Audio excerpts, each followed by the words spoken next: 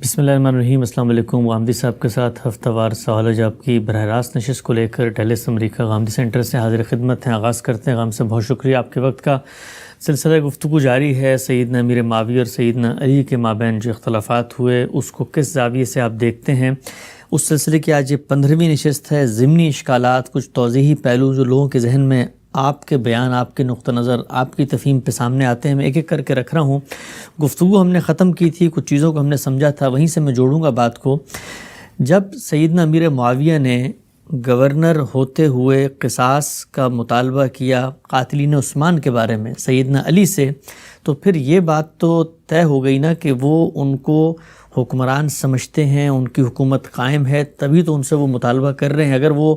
مطالبہ نہ کرتے تب تو یہ بات ٹھیک تھی کہ جی حکومت کا انعقاد ہی نہیں ہوا، دونوں طرف ایک خلفشار کی صورتحال ہے۔ لیکن جس وقت انہوں نے مطالبہ کیا تو اس سے تو صاف ظاہر ہے کہ وہ حکمران مان رہے ہیں اور حکمران سے مطالبہ کر رہے ہیں، کیونکہ قصاص تو وقت کا امیر ہی دین کی حیثیت سے دے سکتا ہے۔ وہ یہ مطالبہ اس بنیاد پر کر رہے ہیں کہ یہ آپ کا دعویٰ ہے کہ آپ کی حکومت منعقد ہو گئی ہے، اور جب آپ کا یہ دعویٰ ہے تو اس کا ایک بدیہی ثبوت یہ ہونا چاہیے کہ پھر آپ مجرموں کو کیفر کردار تک پہنچائیں۔ اس کے بعد ہمیں کوئی آپ کے ساتھ ذاتی پرخاش نہیں ہے، ہم آپ کی حکومت کو تسلیم کر لیں۔ اچھا، یہ وہی طریقہ ہے کہ اگر حکومت قائم ہوئی ہے اور آپ کو اس کے قیام میں تردد ہے یا اس کے بارے میں کوئی اختلاف ہے، تو آپ اس اختلاف کو کس پہلو سے واضح کر رہے ہیں؟ یعنی کیا آپ کو شخص سے اختلاف ہے؟ اگر تو شخص سے اختلاف ہے، مثال کے طور پر جیسے بہت سے لوگ بعد میں جن لوگوں کی حکومتیں قائم ہوئیں تو وہاں شخصی اختلاف بھی رکھتے ہیں، کسی شخص کے بارے میں وہ یہ خیال کرتے ہیں کہ یہ اپنی سیرت کے لحاظ سے، اپنے کردار کے لحاظ سے یا تدبیر و سیاست کی اہلیت کے لحاظ سے اس منصب کے لیے موزوں نہیں ہے، تو وہاں تو شخصی اختلاف ہوگا۔ میں نے پہلے بھی یہ عرض کیا ہے کہ معاویہ رضی اللہ عنہ ہوں، سیدہ عائشہ ہوں یا سیدنا طلحہ ہوں یا سیدنا زبیر، ان سب کا یہ مقدمہ نہیں ہے کہ سیدنا علی اس منصب کی اہلیت نہیں رکھتے۔ یہ کہتے ہیں کہ آپ اس کی اہلیت رکھتے ہیں، ہمیں آپ سے کوئی شخصی اختلاف نہیں ہے، لیکن حکومت کے انعقاد کے لیے جو ضروری چیزیں ہوتی ہیں انہی میں سے ایک بڑی چیز کا ہم مطالبہ کر رہے ہیں۔ حکومت کس لیے قائم ہوتی ہے؟ اس لیے قائم ہوتی ہے کہ وہ اختیارات کے سوء استعمال کو کنٹرول کرے۔ حکومت کے قیام کا بنیادی مقصد یہی ہے کہ وہ مجرموں کو سزا دینے کی پوزیشن میں ہو۔ اگر کوئی حکومت اس پوزیشن میں نہیں ہے تو آپ یہ تو کہہ سکتے ہیں کہ اس حکومت کا معاملہ زیر بحث ہے، یہ نہیں کہہ سکتے کہ وہ منعقد ہو گئی ہے، وہ قائم ہو گئی ہے۔ تو وہ اپنے اس مقدمے کو اس استدلال سے پیش کر رہے ہیں، اور یہی صورت اگر اس وقت بھی کوئی ایمرجنسی کی صورتحال پیدا ہو جائے، کوئی شخص اقتدار سنبھال لے،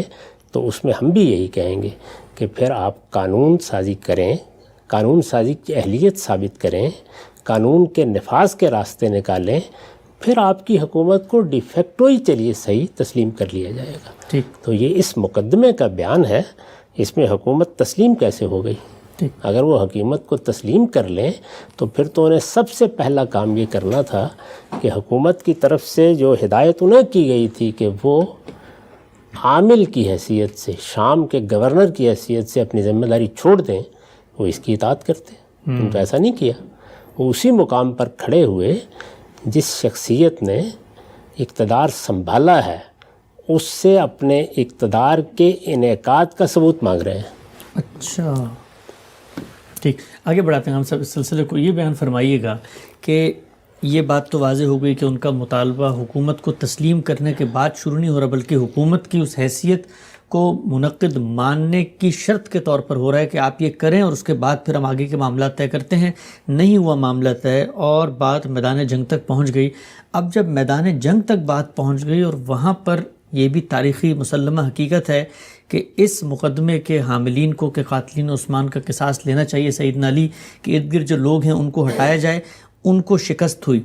آپ نے ایک بڑی ہی تفصیل سے ایک اصول بیان کیا تھا کہ جس وقت یہ چیز ہو جاتی ہے، اور اس سے تو ثابت ہو گیا کہ سیدنا علی کی حکومت باہر کیف منعقد ہو گئی، وہ بالفعل موجود تھی، تبھی وہ جنگ بھی جیت گئے، اس کے بعد تو پھر اب رجوع کی طرف معاملہ جانا چاہیے تھا کہ معاملہ میدان جنگ میں آ گیا، وہاں پر بھی تلوار فیصلہ کن ہو گئی. اس کے بعد سیدنا امیر معاویہ کے پاس کیا وہ عذر ہے کہ جب فیصلہ تلوار کے ذریعے میدان میں ہو گیا تب بھی وہ اس حکومت کو بالفعل نہیں مان رہے؟ وہ کیا فیصلہ تو جو ہوا، وہ فیصلہ یہ ہوا تھا کہ خود سیدنا علی نے یہ قبول کر لیا کہ اب میری حکومت کے جواز اور عدم جواز کے فیصلے کے لیے حکم بنائے جائیں گے. اچھا، جنگ صفین کے بعد ہی حکم بنائے گئے تھے. جب آپ نے یہ مان لیا کہ اب تحکیم ہوگی تو یہ آپ نے کیا مان لیا ہے؟ آپ نے غور فرمایا اس پر؟ آپ نے یہ مان لیا کہ میں اب اصرار نہیں کرتا اس پر میری حکومت منعقد ہو گئی ہے، بلکہ اس کا فیصلہ ہم اپنے اندر کے لوگوں کے سپرد کرتے ہیں. چنانچہ 2 لوگوں کا تقرر کیا گیا، تحکیم کی قرارداد لکھی گئی. سیدنا ابو موسیٰ اشعری سیدنا علی کی طرف سے مقرر ہوئے اور سیدنا عمرو بن العاص معاویہ رضی اللہ عنہ کی طرف سے مقرر ہوئے. دونوں کو ایک باقاعدہ مہلت دی گئی کئی مہینے کی. پھر اس کے بعد طے کیا گیا کہ جس دن یہ فیصلہ سنائیں گے وہاں 400 آدمی جمع ہوں گے اور وہاں یہ فیصلہ سنائیں گے کہ اس سارے قضیے میں ان کے نزدیک کیا صحیح ہے اور کیا غلط ہے اور اب کیا ہونا چاہیے. تو جس وقت آپ یہ بات تسلیم کر لیتے ہیں تو اس کے بعد تو آپ کی حکومت خویا خود آپ کے تسلیم کر لینے ہی کے نتیجے میں معرض بحث میں آ گئی. تو اس وجہ سے اگر یہ ہوا ہوتا کہ شکست ہو گئی، لوگ فرار ہو گئے، ان کے علاقوں پر آپ کا قبضہ ہو گیا، ہر جگہ آپ نے اپنے اقتدار کی رٹ قائم کر دی تو بحث ہی ختم ہو جاتی. تو جنگ صفین میں خاتمہ کس چیز پر ہوا؟ یہ بھی ذہن میں رہے کہ جنگ صفین میں کوئی اقتدار کی جنگ دوسری جانب سے نہیں چھڑی گئی، بلکہ سیدنا علی کا یہ موقف، اور اس موقف میں وہ دیانتدار تھے پوری طرح کہ میری حکومت باقاعدہ قائم ہو گئی ہے اور میں اپنی حکومت کی رٹ اب منواؤں گا. اس مقصد کے لیے انہوں نے گورنر بھی تبدیل کیے، اور جب معاویہ رضی اللہ عنہ نے ان کی اطاعت سے انکار کر دیا، ان کی یہ بات ماننے سے انکار کر دیا، تو صفین میں پھر سیدنا علی ہی کی طرف سے حملہ ہوا. اس حملے کے نتیجے میں ایک موقع پر آ کر دوسری جانب سے یہ کہا گیا کہ کیا یہ بہتر نہیں کہ ہم اتنے لوگوں کے مرنے کا انتظار کریں اور یہ خانہ جنگی اسی طرح جاری رہے، اس میں صحابہ کرام کی بھی ایک بڑی تعداد شہید ہو رہی ہے، تو ہم اللہ کی کتاب کو حکم بنا کے فیصلہ کر لیں. یہ جب دوسری جانب سے پیشکش ہوئی تو اس کو خود سیدنا علی رضی اللہ عنہ نے قبول کر لیا. یعنی لوگ اس بات کو فراموش کر جاتے ہیں کہ جس وقت ایک حکمران یہ مان لیتا ہے کہ اب میری حکومت قائم ہوئی ہے یا نہیں ہوئی، یہ جائز اقدام تھا یا نہیں تھا، اس پر تحکیم ہوگی، اس پر ثالث بیٹھیں گے، تو آپ خود اندازہ کر لیجئے کہ نوعیت کیا ہو گئی. تو اس لیے یہ معاملہ اس طرح نہیں ہے، نہ اتنا سادہ ہے. ٹھیک، آگے بڑھاتے ہیں عام صاحب. یہ بیان فرمائیے گا، ایک نیا نقطہ نظر بھی سامنے آیا پچھلے کچھ دنوں میں، اور کہا یہ گیا کہ یہ جو کچھ معاملے کو جس نوعیت جس زاویے سے آپ پیش کر رہے ہیں کہ یہ کچھ حقیقی واقعات ہیں، اس میں 2 فریقین کا ایک موقف ہے اور دونوں اپنے اخلاص میں اس میں کچھ عملی اقدامات کر رہے ہیں، یہ کیوں نہیں کہا جا سکتا کہ صحابہ کرام کی ایک بڑی تعداد نے جو سیدنا امیر معاویہ کے ساتھ تھے اور خود ان کو کچھ اشارات جلیل القدر خلفاء سے ملے ہوں کہ بنو ہاشم کو، رسول اللہ صلی اللہ علیہ وسلم کی آل کو، آپ کے خاندان کو، آپ کے کنبے کو، آپ کے خاندان کو اس اقتدار کی کشمکش، اقتدار سے دور رکھا جائے، کیونکہ ایک دفعہ اگر اقتدار ان میں چلا گیا تو پھر تو رسالت مآب صلی اللہ علیہ وسلم کی اس منصبی حیثیت کی رعایت سے جو ان لوگوں کو ایک فضیلت کا لوگوں میں درجہ حاصل ہے، اقتدار لینا تو مشکل ہو جائے گا. تو سیدنا امیر معاویہ یا بنو امیہ کی عصبیت کو یکجا کرنے کے پیچھے یہ عوامل بھی کارفرما تھے. اس سب کو آپ کیسے دیکھتے ہیں؟ پہلے تو مجھے یہ بتائیے کہ یہ معاملہ کب پیدا ہوا؟ یعنی سیدنا صدیق کے انتخاب کے وقت پیدا ہوا؟ سیدنا صدیق تو پوری امت میں تمام صحابہ کرام میں ممتاز ترین شخصیت تھے. کوئی آدمی یہ بات کہنے کی جسارت نہیں کر سکتا کہ وہاں ایک ایسے آدمی کا انتخاب کر لیا گیا جو حقیقت میں اس منصب کی اہلیت نہیں رکھتا تھا. نہ صرف یہ کہ تمام صحابہ کرام کا اس بات پر اتفاق ہوا، سیدنا عمر جیسے شخص نے یہ کہا کہ میں نے اس ہستی کا نام پیش کیا تقطع العناق علیہ، بلکہ اسی حیثیت سے بعد میں لوگوں نے ان کو قبول کیا، اور انہوں نے جس طرح حکومت کی اس سے بھی یہی حقیقت ثابت ہوئی. تو ثانی اثنین کے بارے میں تو کوئی یہ کہنے کی جسارت نہیں کر سکتا۔ سیدنا عمر کے انتخاب کے بارے میں عرض کر چکا کہ کس طریقے سے سیدنا صدیق نے تمام قریش کی لیڈرشپ کو بلایا، ان کے سامنے اپنی تجویز رکھی، ایک ایک کی رائے سنی، اعتراضات کیے گئے، ان کا جواب دیا، اس کے بعد فیصلہ فرمایا۔ تو وہاں تو ایسی کوئی چیز زیر بحث نہیں آئی۔ زیادہ سے زیادہ آپ یہ کہہ سکتے ہیں کہ سیدنا عثمان کے انتخاب کے موقع پر جب عبد الرحمن بن عوف رضی اللہ عنہ کو فیصلے کا اختیار دے دیا گیا تو ان کے پیش نظر یہ چیز بھی ہوگی، اس سے کوئی فرق نہیں پڑتا، اس لیے کہ جب آپ کسی کے بارے میں کوئی رائے قائم کرتے ہیں تو 10 چیزوں کا لحاظ رکھتے ہیں، تو یہ تمام چیزیں تو انہی تینوں مواقع پر زیر بحث آئیں گی اور تینوں مواقع کے لحاظ سے دیکھی جائیں گی۔ معاویہ رضی اللہ عنہ کا جو موقف ہمارے سامنے ہے اس سے آگے بڑھ کر ہم کو کیا حق ہے کہ ہم کوئی دوسری رائے قائم کریں؟ یہ کیا انہوں نے کسی موقع پر فرمایا ہے کہ ہم نے فیصلہ کر لیا تھا کہ ان لوگوں کو ہم نے اقتدار نہیں دینا؟ اقتدار کی کشمکش جاری ہے، یعنی اس میں تو کوئی شبہ ہی نہیں ہے۔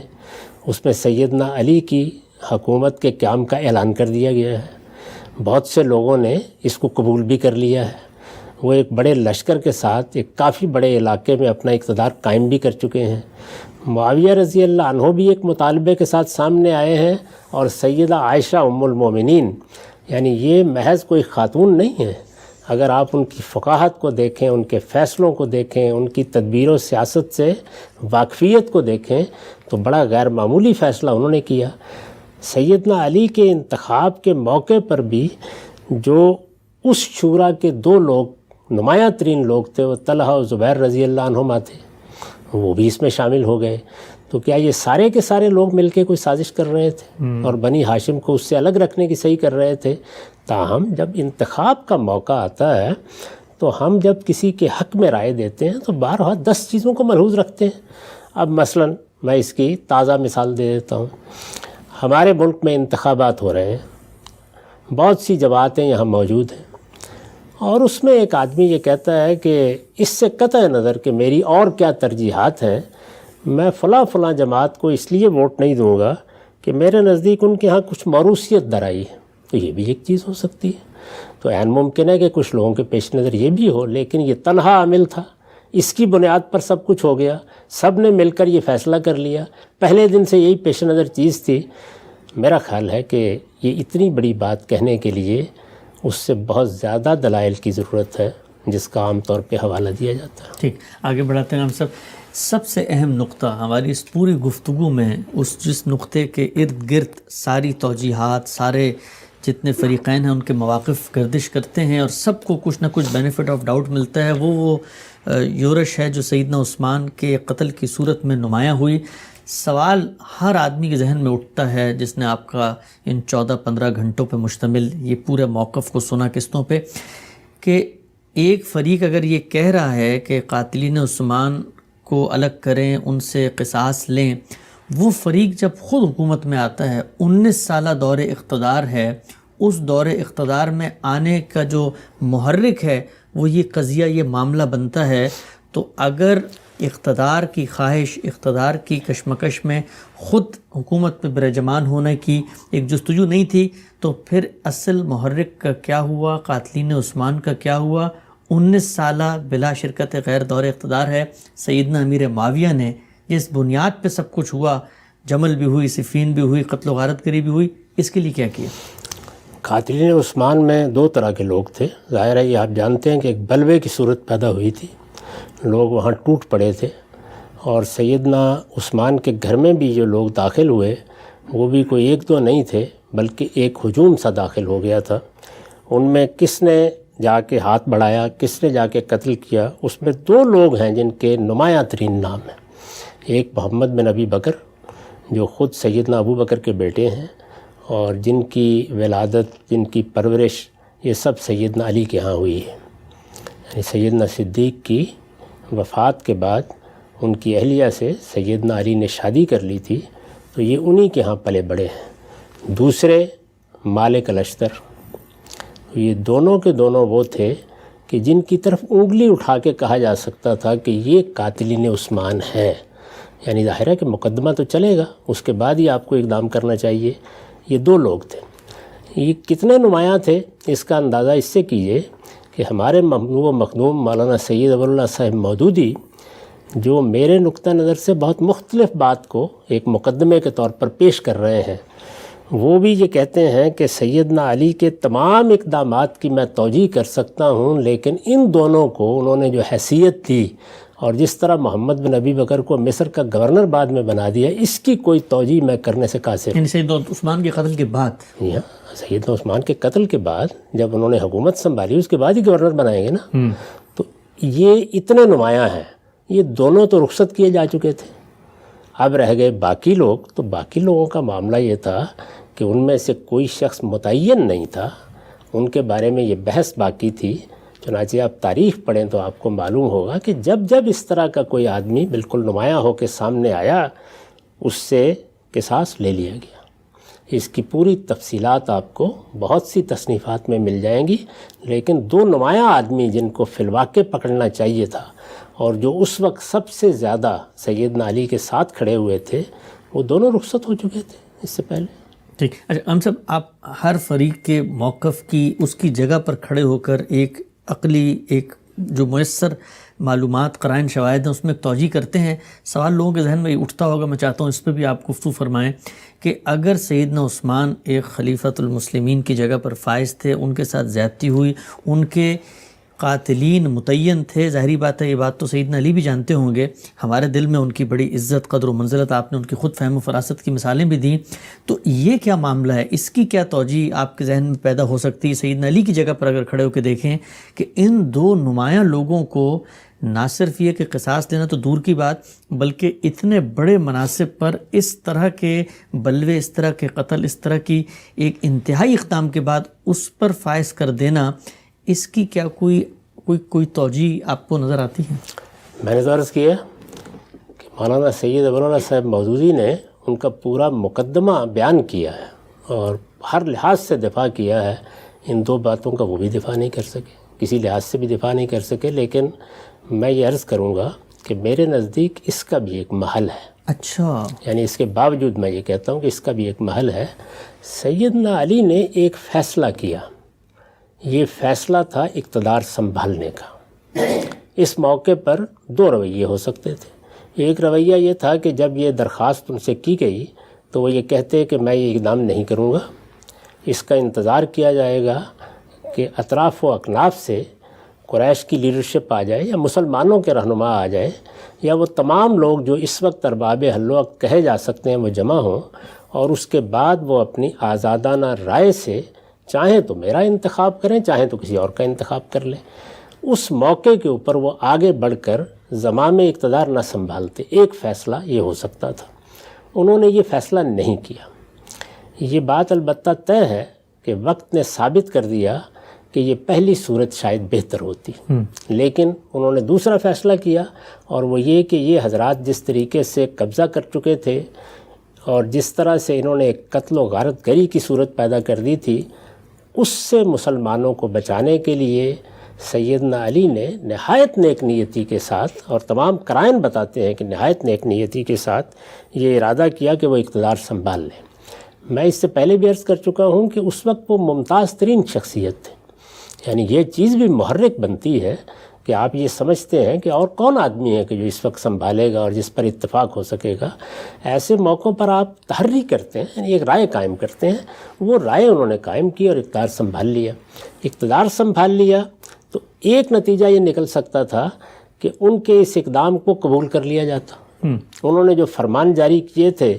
ان کی لوگ اطاعت کرتے، اور جہاں جہاں مختلف گورنر موجود تھے وہ سب کے سب اسی طریقے سے سر تسلیم خم کر دیتے جیسے کہ اس سے پہلے خلفائے راشدین کے ہاں طریقہ رہا تھا۔ سیدہ عائشہ کی قیادت میں جو لوگ جمع ہو گئے تو وہ بھی نہ ہوتے، طلحہ و زبیر رضی اللہ عنہما بھی وہ موقف نہ اختیار کرتے۔ ایک صورت یہ ہو سکتی تھی۔ تو یہ بالکل وہی چیز ہوتی جس کو سیدنا عمر نے سیدنا صدیق کے بارے میں بیان کیا تھا کہ میں نے فیصلہ تو ایک ایمرجنسی کی صورتحال میں کیا تھا، لیکن اللہ تعالیٰ نے ہمیں اس کے شر سے محفوظ رکھا۔ یہاں جو فیصلہ انہوں نے کیا اس سے عملی طور پر شر پیدا ہو گیا، یعنی اس فیصلے کو تسلیم نہیں کیا بہت سے لوگوں نے، آہستہ آہستہ اس کی مخالفت بڑھتی چلی گئی۔ اس کے بعد ظاہر ہے کہ یہی صورت رہ جاتی تھی ایک کہ جو لوگ بھی ان کے پاس آ گئے ہیں ان کے ذریعے سے وہ نظم و نسق چلائیں. یعنی جب آپ اس فیصلے کو تسلیم نہیں کر رہے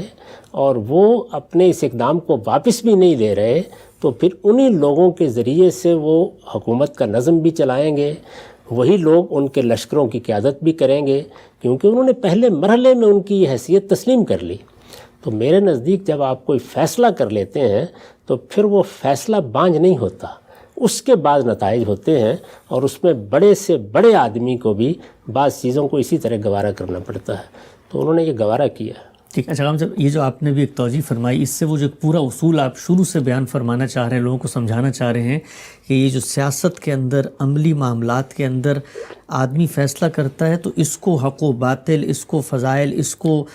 اس زاویے سے دیکھنے کے بجائے جو عملی حقائق, زمینی مصلحتیں اور جو مجبوریاں ہوتی ہیں ان کے پیش نظر سیاسی پس منظر میں دیکھیں تو ان سب اقدامات کی کہیں نہ کہیں بڑے سے بڑے اقدام کی بھی توجہ ہو جائے گی. لیکن اگر آپ اس کو دینیاتی کینوس لگا کے لوگوں پہ حکم لگائیں گے تو پھر تو ہر ایک پر بڑے سے بڑا حکم لگایا جا سکتا ہے. اس طرح کا رویہ اگر اختیار کر لیا جائے تو پھر ہو سکتا ہے کہ صدیق و فاروق کے بعض اقدامات پر بھی گفتگو کرنی پڑ جائے. اور سیاسی اقدامات میں سیاسی مسائل ملحوظ ہوتے ہیں, یہ بعض اوقات پیش نظر رکھنا پڑتا ہے. دیکھیے خود رسالت مآب صلی اللہ علیہ وسلم کے معاملے میں ہمیں یہ معلوم ہوتا ہے کہ عبداللہ بن ابی نے بڑا غلط رویہ اختیار کیا. غزوہ بنی مستلق کے موقع کے اوپر ایک اچھی خاصی آگ بھڑکا دی. یہ بھی ہمیں معلوم ہوتا ہے کہ, اور خود قرآن نے اس کو نقل کیا ہے کہ ایک ایسا بیہودہ جملہ اس نے کہا کہ جس کو آخری درجے کی جسارت قرار دیا جا سکتا ہے. وہ قرآن نے سورہ منافقون میں نقل کیا ہے.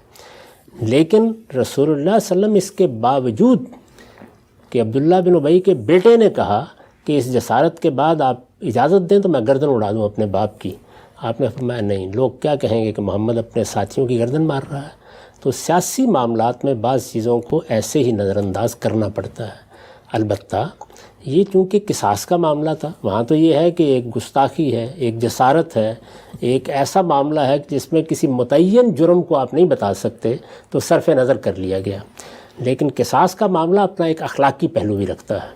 تو اس طرح کے جو معاملات ہیں جن میں کوئی اخلاقی سوال ہوتا ہے ان میں تاخیر گوارا کی جا سکتی ہے. اور میرے نزدیک ان کا فیصلہ یہ نہیں تھا کہ مجھے یہ مقدمہ قائم نہیں کرنا یا میں کبھی ان کو سزا نہیں دوں گا. انہوں نے تاخیر کی اس میں, اور تاخیر کے وجوہ وہ بار بار بیان کر رہے ہیں کہ میرے اس فیصلے کو تم تسلیم کرو اور میرے دست و بازو بنو, میرے دائیں بائیں کھڑے ہو, اس کے بعد ہی میں یہ کام کر سکوں گا. تو یہ عذر ہے جو وہ پیش کر رہے ہیں, اس سے گریز نہیں کر رہے. اور میں جس بات کو واضح کر رہا ہوں وہ یہ کہ ہمارے ہاں جو رویہ اختیار ہو گیا ہے کہ ایک فریق یا دوسرے فریق کو کٹہرے میں کھڑا کر کے عدالتی فیصلے سنائے جائیں, ان تمام معاملات میں